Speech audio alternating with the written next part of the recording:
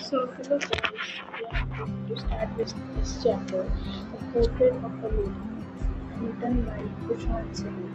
So, let's start the chapter. My grandmother, like everybody's grandmother, was an old woman. She had been old and wrinkled for 20 years that I have known her. मतलब यहाँ पर जो writer है वो बोलता है कि उसकी ग्रैंडमदर जो कि सबकी ग्रैंडमदर जैसी है एक old woman है मतलब बूढ़ी औरत है. She had been old and practically years and that I had known her.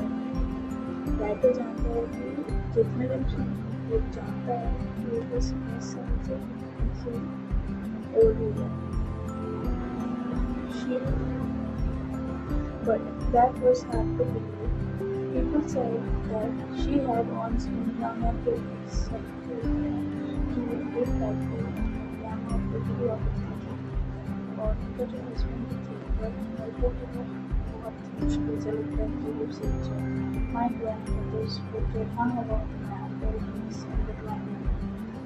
मेरे जो दादाजी ने वो एक mantelpiece ड्राइंग रूम के ऊपर है तो ड्राइंग रूम का जो शोकेस है तो उसके ऊपर एक बड़ा सा तो उसका टेबल का ऊपर हम जाके उसकी पकड़ी पहन लिया और उस looking towards dress. This long white beard covered his face covered his chest. अगर मुझे कहने के लिए डायरेक्ट वो चेस्ट तक जाती चेस्ट पर छाती थी और वो देखते जैसे वो 100 साल के लगते थे उसका बना उनको वो उस टाइप के लेकिन उनको देख के ऐसा नहीं लगता था कि कोई बच्चा या नहीं है उनको कैसा लगता है तो जैसे ग्रैंड चाइल्ड पर लाने देते ना वैसे पर दादी वैसे देखते थे. My grandfather being young and pretty, the thought was almost revolting. फिर उनकी जो ग्रैंडमा थी और उसकी जो दादी थी वो खुद भी उस टाइम बेटी लगती थी मतलब उस टाइम बहुत बेटी लगती थी राइटर को. हाँ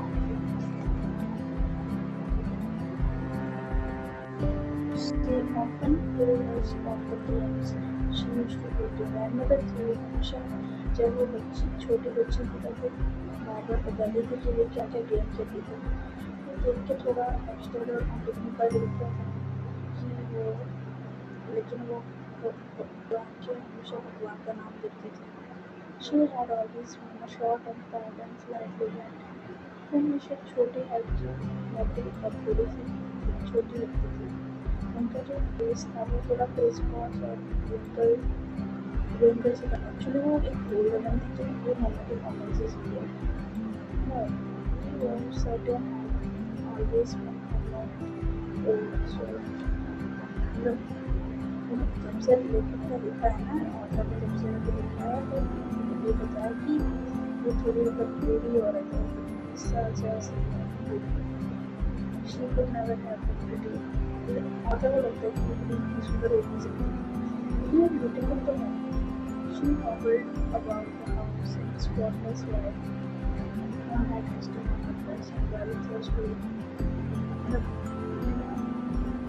मेरी गर्दन देखती थी हमेशा एक हाथ को रेस्ट पर रखे तो इसको बैलेंस करके रहती थी.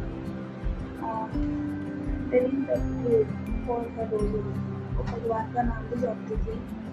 Her silver locks were scattered untidily on her clear eyes. उनका जो सिल्वर के लॉक्स थे ना उनके फेस पर वो ऐसे हंग किया हुआ था. उनका पेल स्किन का पूरा येलो स्किन जो था तो कर फेस में थोड़ा बूढ़ी औरत की तरह से उसको लग रहा है कि ऑफिस को एल्डेक्स वाज कांस्टेंटली मीटिंग है. वो हमेशा पुराना टाइम की बात है कि उसकी दादी और वो दादी हमेशा नाम जपती रहती थी. हाँ वो बहुत सुंदर थी मतलब ब्यूटीफुल जो दिखता है. शी बस अच्छा मतलब उनका कलर इतना वाइट हो गया था कि उनको देख के ऐसा लगता था कि विंटर लैंडस्केप इन माउंटेन जैसे वाइट बोल सकते हैं वैसा दिखने में वो बन गई थी.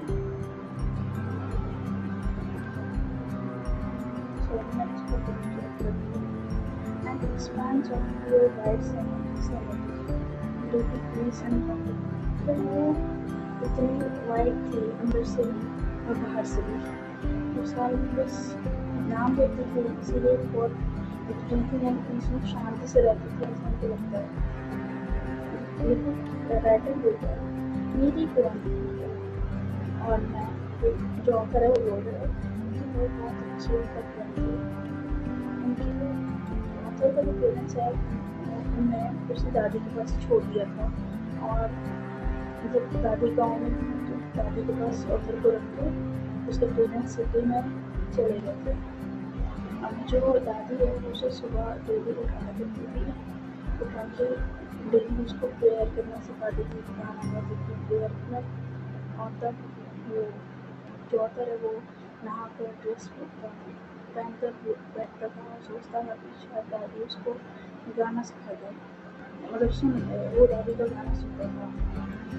तो उसको मतलब हार्डली बहुत अच्छे से उसको ऑथर है उनको ये पसंद था गाना सुनना प्रेयर का, क्योंकि उसकी जो दादी की वॉइस थी वो बहुत अच्छी थी, मतलब उनको बहुत अच्छा लगता था। और कभी उनको लेकिन ऑथर को भी वो प्रेयर्स मतलब लर्न करने की इच्छा नहीं थी।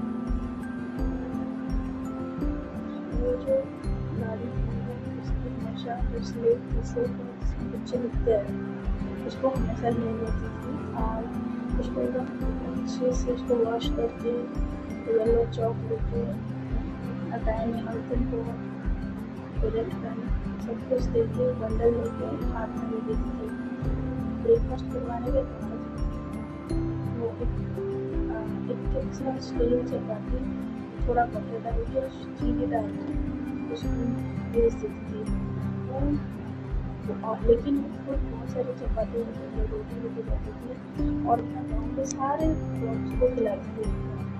क्योंकि ग्रैंड हमेशा ही स्कूल में जाती थी मेरे साथ, क्योंकि जो स्कूल था एकदम टेम्पल के साथ अटैच था और जो टेम्पल का फ्लोर था पब्लिक चीज़ें थी वो हमेशा वही उनको अल्फ़ाबेट सिखाते थे और साथ में सुबह का प्रेयर था। जब बच्चे रोम रेडी हुए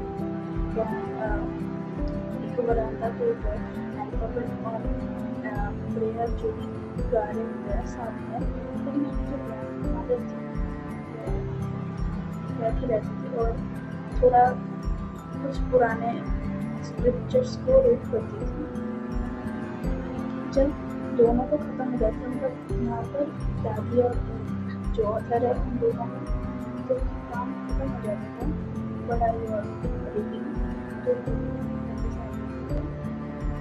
जो टाइम हो जाता और बसाने के बाद ये पूरी चीज़ थे तो सारे टाइम के लोग बाहर खड़े रहते हैं और वो डॉग्स दादी को भागते फाइट करते हुए चपाती के लिए वो लोग दादी के साथ साथ वापस आते थे और चपाती के लिए जाते थे।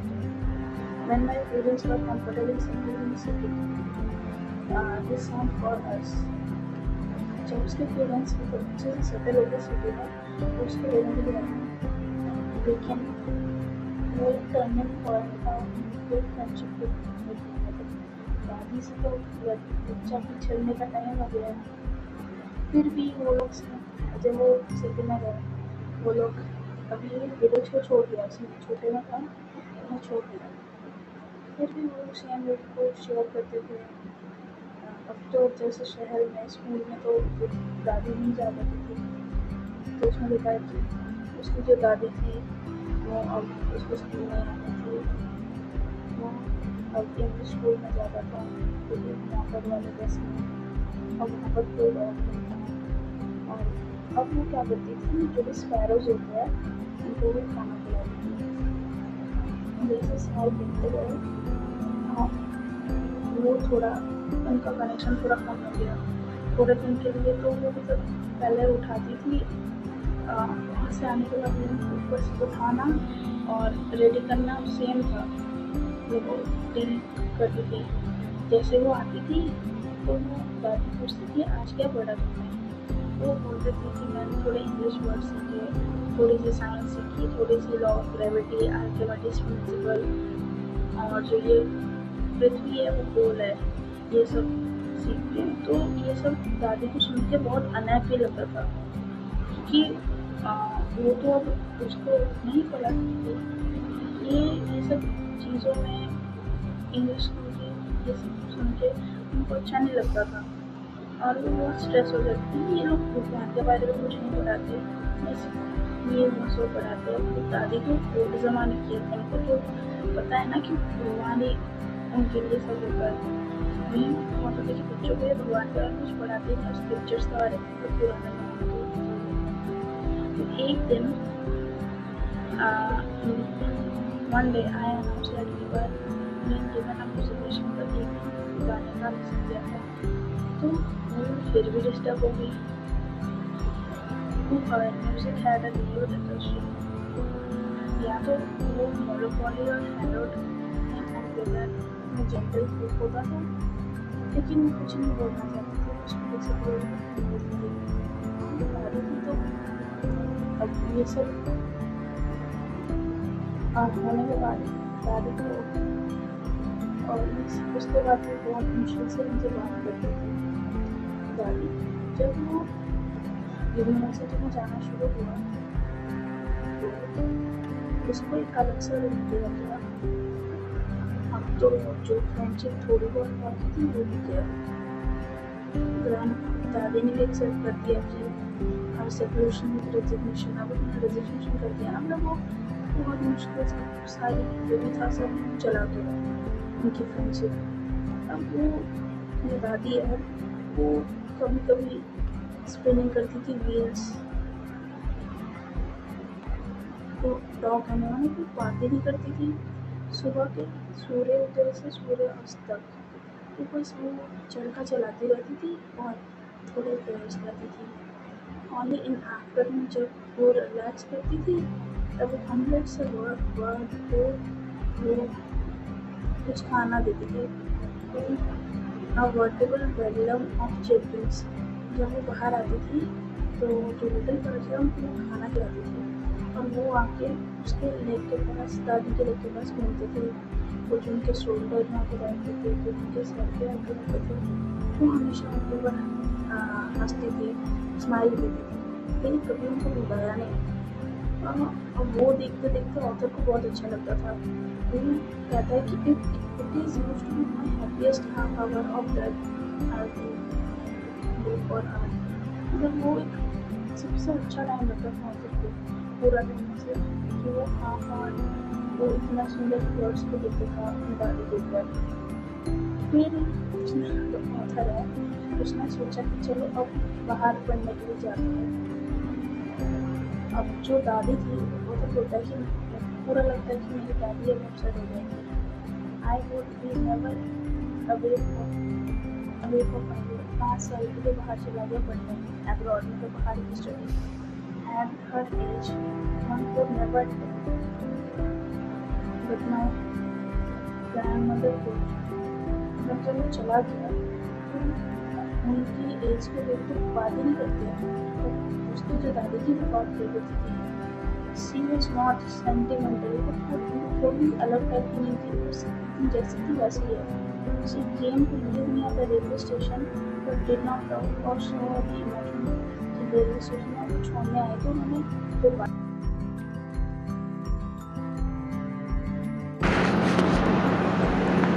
कोई 5 साल बाद वापस आया। दादी स्टेशन में खड़ी थी, वहाँ पूरी नहीं लग रही थी, वो जैसी थी वैसी है। उन्होंने उनको मतलब हक किया, और फिर भी जब स्नान किया तो फिर को पता लगा कि वो बिल्कुल प्रेयर से कर रही है।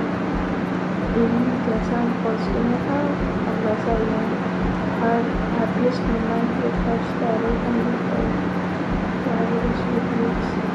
जब शाम हुई तो एक चेंज हुआ कि आज उन्होंने आगे बोल रहे कि उन्होंने आज प्रेयर नहीं किया। उन्होंने बहुत सारे लोगों को अपने आस पड़ोस से लाया करके और फूल को जाकर गाना गाने लगे। बहुत सेवरल आवर्स वो अपने फूल स्क्रीन से ड्रम बजा रही थी। तो मतलब एक वॉरियर को होम कमिंग के लिए गया है और उन्होंने उनको परसुएट किया कि अब तो रुक जाइए, इतना मत कीजिए। तो दैट वो पहली बार था कि मतलब आपको पता लगा कि इस बार उन्होंने प्रेयर नहीं की। जब अगली सुबह हुई तो वो थोड़ी इल थी, थोड़ा सा बुखार था, तो डॉक्टर ने बोला वो बुखार चला गया। बट जो दादी है उनको कुछ अलग लगा, उनको लगा कि तो उनका नहीं आया। अब एक महीने बोला कि मेरा थोड़ा बुखार, तो उन्होंने बोला कि मेरे इस लास्ट चैप्टर को खत्म होने से पहले फिर से अपना टाइम वेस्ट ना करके और बात करके प्रेयर में लग गई। ऑथर ने टेस्ट किया कि बुक भी हो सकती है, मैंने इन्वॉल्व कर दिया। तो अपने आप पीसफुली ले करके अपने बुक्स लेकर रखी हुई माला जपने लगी। हम ऑथर हमारे देख रहे थे, अचानक से उनका जो लेकर वो यूज करना बंद हो गया और उनके हाथ से माला गिर गई और उनका हाथ एकदम लाइट जैसे लग रहा था, कभी गिर नहीं रहा था। और पीसफुल कलर स्प्रेड अगर फेस में शांति है छा गई उनके फेस के ऊपर। उनको और को पता लग गया कि वो अभी गिर गई। उन्होंने उनको बेड से उतारा और नीचे जैसा होता है उनको नीचे लगा के और उनके ऊपर रख दिया। का शॉर्ट चादर होती है वो दे दिया। फिर थोड़ी सी उनको शांति और मूड के बाद उन्होंने उनको छोड़ के वो थोड़ा अरेंजमेंट में चले गए उनके फाइनल के लिए, उनके प्रिंसिपल के लिए। तो शाम को उनके पेरेंट्स को उठा के स्ट्रेचर पे उनके पूरे मैटर उनके सन था। उनके घर के बरामदा में गोल्डन लाइट थोड़ा सा जैसा आ रहा था और जैसे उनको उठा के लेते वो भी आपको साइड वाला गार्डन होता है वहाँ पर उनको बिता दिया और उनके जो रेड शॉल है उनको पूरा लपेट लिया। तब थाउजेंड स्पैरोज जो डेली आते थे वो फ्लोर पे बैठ गए। उस दिन खास बात थी कि एक ही स्पैरो ने कोई आवाज़ नहीं किया। सारे जो ऑथर उनको बर्ड्स के बारे में वो बुरा लग रहा था कि उनका दादी नहीं हुई। उनकी जो ऑथर की मम्मी है उन्होंने जाकर थोड़ा ब्रेड को काम किया और छोटे छोटे टुकड़ों में करके जैसे उनकी दादी करती थी उन बर्ड्स को देख के दे दिया। लेकिन उस स्पैरो उन्होंने उस ब्रेड को नोटिस नहीं किया, उस दिन उस स्पैरो ने नहीं किया। फिर ऑथर ने वो जो ग्रैंड मदर थी उनको लेके जाना शुरू किया। जैसे वो गए ले गए तो जो बर्ड्स थे वो भी पूरा शांति से चले गए। और जब अगली सुबह हुई तो जो स्वीपर आया था उसने सारे ब्रेड क्रम्स को डस्टबिन में फेंक दिया। ये था ऐसे स्टोरी के एंडिंग। ये पूछना से मैं आपको नेक्स्ट शॉर्ट्स में इसका आंसर दे दूँगी। Thank you for today. Next video.